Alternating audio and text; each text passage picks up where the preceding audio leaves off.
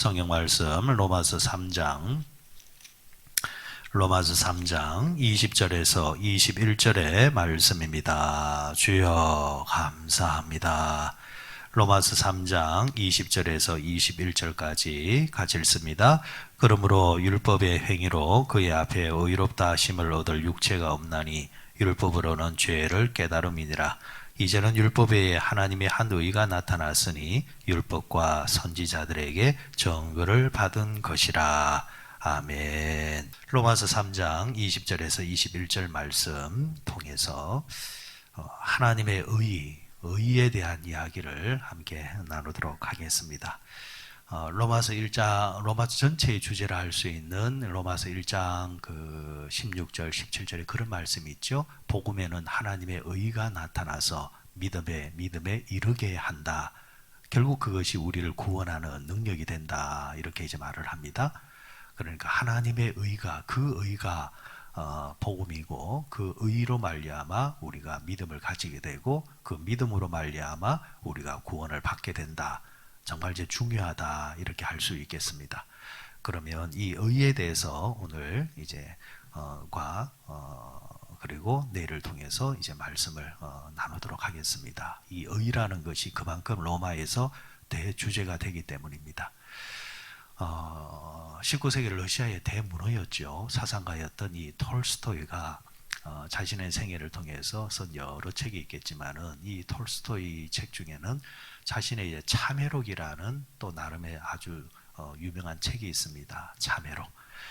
자신의 인생을 돌아보면서 참회했던 이제 그 순간에 대해서 이제 서술에 기술했던 책인데 이 책에 보면은 자신의 처지가 어떤 처지였는가, 하나님을 만나기 전에 자신의 처지에 대해서 쓴 이제 대목이 있습니다.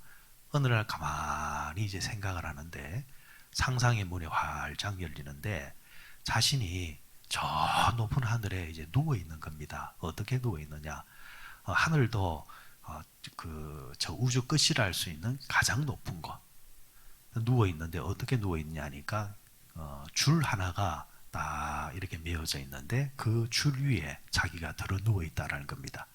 어떻게 보면은 사람들 보기에 참 기이한 모습이고 아니면은 야 대단하다 어떻게 줄에 저렇게 누워 있을 수 있을까, 고개사가 막 이렇게 고개하는 것처럼 사람들은 그렇게 볼 수 있지만은 그러나 그곳에 누워 있는 자 입장에서는 자칫 잘못하면 어떻게 된 겁니까? 떨어지면은 죽는 겁니다. 불안하게 거기에 누워 있다라는 거죠. 말이 이제 누워 있는 거지만은 그만큼 위험 속에 자신이 있다라는 겁니다. 가만히 그가 그 모습을 상상하면서 자신의 처지가 꼭 그와 같다라는 생각을 가지는 겁니다. 자신의 처지가 어떤 처지냐? 자칫하면은 떨어져서 추락해서 죽을 수밖에 없는 그런 처지에서 자기가 살아가고 있다라는 거죠. 하나님 없이 살아가고 하나님 밖에서 살아가는 자기의 인생, 남들 보기에는 아주 멋있게 보이고 남들 보기에는 대단하게 보인다 할지라도 그러나 한 인간으로서 하나님 밖에 있는 인생은 그와 같다라는 거죠. 톨스토이는 원래 부잣집의 아들이었습니다. 그리고 배울 만큼 배웠고 재산도 많고 남 부럽지 아니하고 오히려 남이 부러워하는 그런 인생을 살고 있었던 사람인데 그런데 정작 자신을 이제 들여다보니까 남이 부러워하는 인생은커녕 자칫하면은 떨어져서 끝날 수밖에 없는 그런 보잘것없는 아주 위험스러운 인생을 살고 있더라는 거죠. 그게 본래 자신의 모습이었다. 여러분 우리가 조금만 우리의 실체를 들여다보게 되어지면은 우리는 자칫 잘못하면은 한꺼번에 미끄러져서 우리의 인생이 끝날 수도 있고 망할 수도 있고 그만큼 연약한 것이 우리의 인생이라는 겁니다. 여러분 멀리 볼 필요도 없이 인간이 얼마나 잘났다 했습니까? 뭐 우주를 정복한다, 화성까지 뭐 그 우주선을 보낸다, 우주정거장을 만든다, 아니면은 사람을 복제를 한다, 짐승을 복제를 한다, 내연기관차가 아니라 뭐 수소차를 만든다, 전기차를 만든다, 인간 수명이 늘어났다. 얼마나 자랑할 것이 많았습니까? 그죠? 그런데 감기 바이러스 하나에 속절없이 무너지는 게 인간입니다. 사람들이 부인해서 그렇지 벌써 여러분들 오래전부터 수십 년 전부터 과학자들은 예언을 했습니다. 인류가 망한다고 한다면 결국은 인류는 감기에 의해서 다 끝난다. 우주까지 정복하는 사람이라는 존재가 눈에도 보이지 아니하는 바이러스 하나 때문에 점령당한다라는 거죠. 이럴 때 여러분 우리의 눈이 활짝 열려야 됩니다. 톨스토이처럼 우리의 인간이 얼마나 보잘것없는 인간이라는 건지. 결국에는 사람은 누구 앞에 서 있어야 되느냐?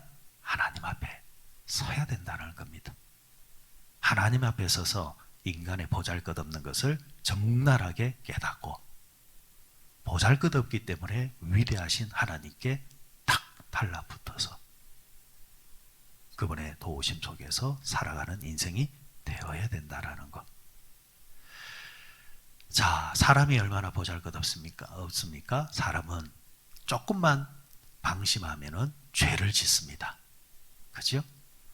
사람이 참 인자한 것 같아도 조금만 기분 나쁘고 자존심 상하면은 버럭 화를 냅니다. 그게 다 왜 그러냐니까 인간 속에 내재하고 있는 죄성 때문에 그렇다라는 거죠. 그 죄성이 우리 인간 안에 딱 자리를 잡고 있기 때문에 드러나지 않다가도 외부적인 충격이나 마음의 충격이 살짝 들어오거나 아니면 유혹이 딱 들어오면은 잠자고 있던 죄성이 다 일어나게 되어지고 그리고 죄를 짓는 그런 모습을 보이는 것이 인간이다. 그만큼 이 죄성이 무섭다라는 겁니다. 자, 그러면은 이 죄성을 우리가 어떻게 다스릴 것인가? 문제는 답이 있으면은 어려움이 없는 거지 않습니까? 답이 없는 문제가 이게 이 문제란 말입니다.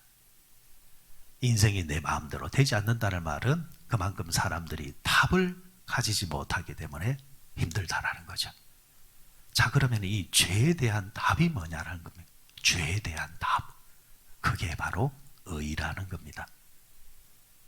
죄의 반대는 의란 말이죠. 죄를 덮을 수 있는 것은 의란 말입니다. 자, 로마서에서 말하는 이 의, 그러면은 죄를 다스리는 것이 의이고 죄를 해결할 수 있는 것이 의라고 한다면 이 죄가 의가 어디서 이제 나와야 되느냐? 성경에는 크게 두 가지 의를 이야기합니다. 하나는 인간의 의를 말하고 하나는 하나님의 의를 말하는 겁니다.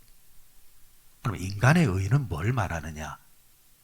인간이 행동을 통해서 생산해내는 옳은 의를 말합니다. 행동을 통해서 만들어내는 의는 또 뭘 말하느냐? 그것을 일명 율법이라 이렇게 말합니다.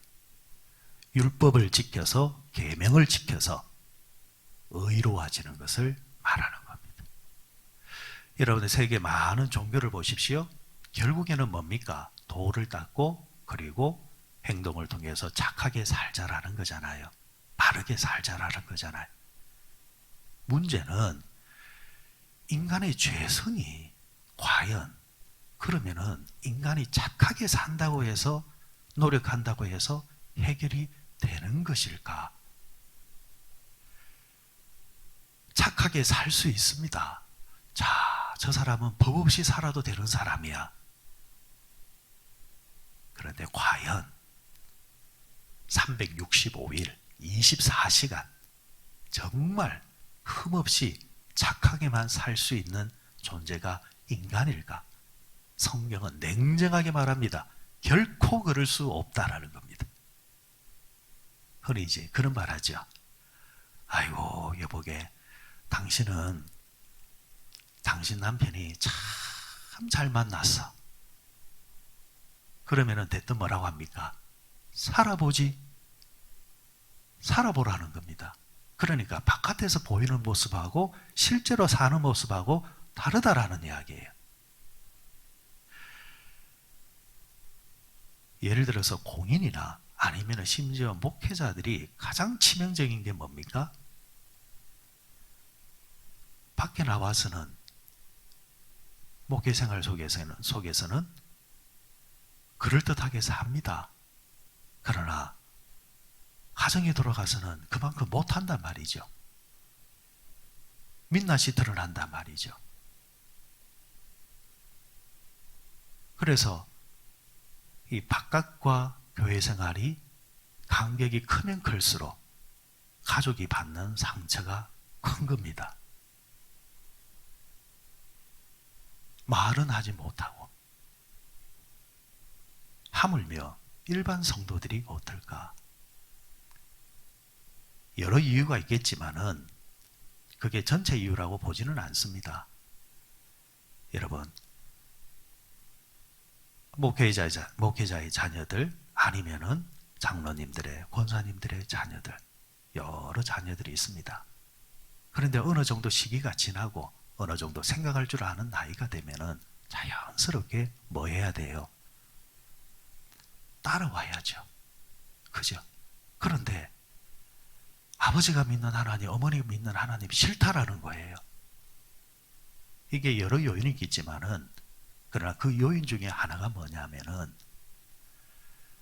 실제의 삶과 신앙의 삶이 일치하지 않는 삶을 누가 가장 많이 보느냐? 가족들이 많이 봅니다. 가족들이 많이 봐요. 교회 생활 속에서는 장로님 그럽니다. 그런데 가정생활 속에서는 폭군이 됩니다. 그러면은 과연 그 아이가 힘이 없을 때는 눌려 있는 겁니다. 그러나 장성했을 때는 자기 고집대로 가버립니다.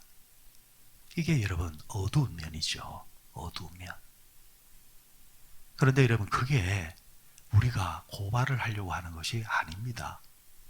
나중에 그 아이도 나중에 나이가 들면은 자신도 보잘것없는 부모의 연약함을 자신이 담고 있는 모습을 볼 때에 비로소 부모를 이해하는 청년도 나오기는 나오지만은, 제가 말하고자 하는 것은 그만큼 인간이 연약하다라는 거죠. 그만큼 사람이 말하는 의의는 아무리 노력해도 한계가 있고 그 한계 속에서 좌절할 수밖에 없는 모습을 가지고 있다라는 겁니다. 그걸 일단은 인정하자라는 거예요. 인정하지 아니하면은 달라지지를 않습니다. 여러분, 병원에 가서 일단은 환자가 의사 앞에 인정을 해야 되잖아요. 의사가 당신 이제 이러면 안 됩니다. 당신 지금 암에 걸렸어요. 무슨 소리 합니까? 내가 무슨 암입니까? 절대 그럴 수 없습니다. 당신 돌팔이네. 이래버리면은 달라지는 게 없어요. 방법이 없잖아요. 사진을 통해서 증거물을 내놓으면은 싫든 좋든 인정을 해야 되는 겁니다. 그러면서 어떻게 해야 됩니까? 어떻게 하면 되겠습니까? 어떻게 하면은 내가 다시 살 수 있습니까? 선생님, 저를 도와주십시오. 이렇게 해야 거기서부터 시작이 되는 겁니다. 병 걸린 거는 어쩌겠습니까? 이제 걸린 걸 치료하려면은 치료의 첫 순간이 뭐냐? 인정하는 겁니다. 불이 났습니다. 어떻게 됩니까? 살려달라 해야죠. 물에 빠졌습니다. 어떻게 됩니까? 살려달라 해야죠. 그게 시작이라는 겁니다. 그러니까 인간의 의는 우리의 영혼을 구원할 수 없으니 인정해라. 인정해라. 그게 시작이다. 이게 인간의 의의 한계요, 현실이다. 다음으로 두 번째 의가 있습니다. 그 의가 뭡니까? 하나님의 의다. 오늘 본문 20절을 한번 다시 한번 보세요. 거기 뭐라고 했습니까?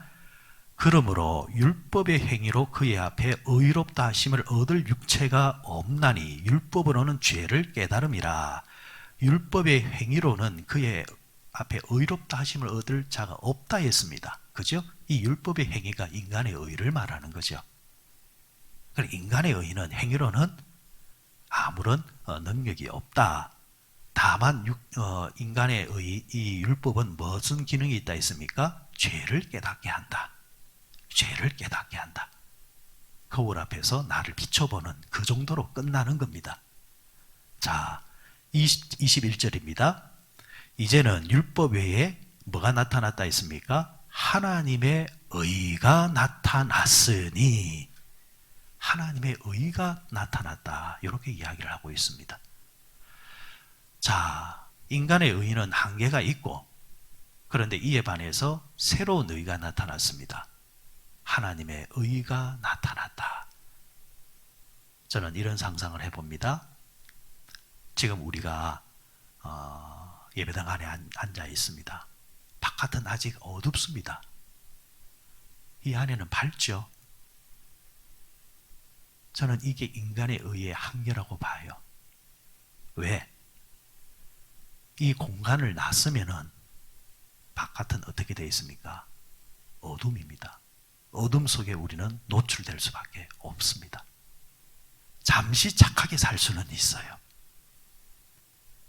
잠시 남들 보기에 괜찮게 보일 때가 있어요. 그러나 우리의 본질은 아직 어둡다라는 겁니다. 자, 그런데 시간이 딱 되어져서 해가 떠오릅니다. 그 해가 딱 떠오르는 순간, 여러분 일출되어지는 순간 봤어요? 쓱 올라오는 것 같다가도 쑥 올라와 버리잖아요. 그때 어떻게 됩니까? 세상 전체가 밝아집니다. 구석구석까지 밝아집니다. 조명은 제한되어 있지만 태양은 제한이 없습니다. 모든 대지를 다 비춰줍니다. 이게 하나님의 의라는 겁니다. 이 하나님의 의를 우리가 지니고 있어야 때와 장소와 관계없이 우리는 그 의로 말미암아 죄를 극복하는 능력의 사람이 된다라는 겁니다. 말씀을 맺을게요. 구체적으로 이 하나님의 의는 무엇을 말하는가에 대해서는 내일을 통해서 말씀을 드리고, 이 하나님의 의, 큰 의미에서 보면은 이 의를 지고 있으면은 성경으로 말하면은 이런 이제 이야기까지 갈 수 있습니다. 요셉이 팔려갔잖아요. 아마 그 상처는 말로 할 수 없을 것입니다. 청소년기에 형제들에게 받았던 그 상처는 아마 평생을 갈 겁니다. 보통 사람 같으면은 그렇잖아요. 팔려가기만 했습니까? 모함을 받았잖아요. 그죠? 그래서 어디 갔습니까? 감옥 갔지요. 그러면서 약 한 13년의 고생을 합니다. 그냥 고생이 아닙니다. 밑바닥 고생을 합니다. 그런데 이 요셉의 삶의 행보에 보면은 요셉과 하나님이 함께 하심으로 하나님이 함께 하셨다라는 대목이 곳곳에서 나옵니다. 그러면서 중요한 포인트가 하나 있습니다. 요셉이 시험 받을 때에, 유혹 받을 때에 요셉이 뭐라고 이야기하느냐? 내가 하나님 앞에서 득죄하리가. 찾아오는 유혹과 죄를 이겨내는 고백이 하나님이었습니다. 하나님을 담고 있다는 거죠. 그러니까 정말 어두운 곳에 그가 있다 해도 어둠 속에서도 그는 빛을 발하는 삶을 사는 겁니다. 왜? 빛 대신 하나님을 그가 모시고 살기 때문에. 그래서 그가 아무도 없는 곳이라 할지라도, 아무도 보지 않는 곳이라 할지라도 그는 그곳에서도 거룩하게 살 수 있는 겁니다. 하나님의 의를 담고 있기 때문에. 이게 여러분 위대한 거예요. 이걸 여러분 우리에게 오늘 적용시키면은 여러분 자신을 위해서도 기도하시고 여러분들의 자식들을 위해서도 그렇게 기도하는 겁니다. 하나님의 의가 그에게 있게 해주십시오. 그러면요, 어디 갖다 놔도 죄 안 짓습니다. 못 짓습니다. 삐그덕 못합니다. 그 안에 있는 하나님의 의가 그를 비추고 있기 때문에, 비추고 있으면은 어두운 짓을 못 하잖아요. 아무도 없고 어두우니까 딴짓을 하려고 하잖아요. 하지만 하나님의 의로움이 그 속에서 역사하고 있고 그를 붙잡고 있으면은 딱 붙잡힌 바 되어져서 지옥에 갖다 놔도 절대 죄 안 짓습니다. 그게 하나님의 의입니다. 이 하나님의 의가 오늘 아침에 또 우리에게 떠올라서 또 우리의 하루의 삶을 환하게 비추셔서 살아가는 동안 어둡게 살아가지 마시고 밝게 살아가시고 은혜롭게 살아가는 복된 하루 또 되시기를 바랍니다.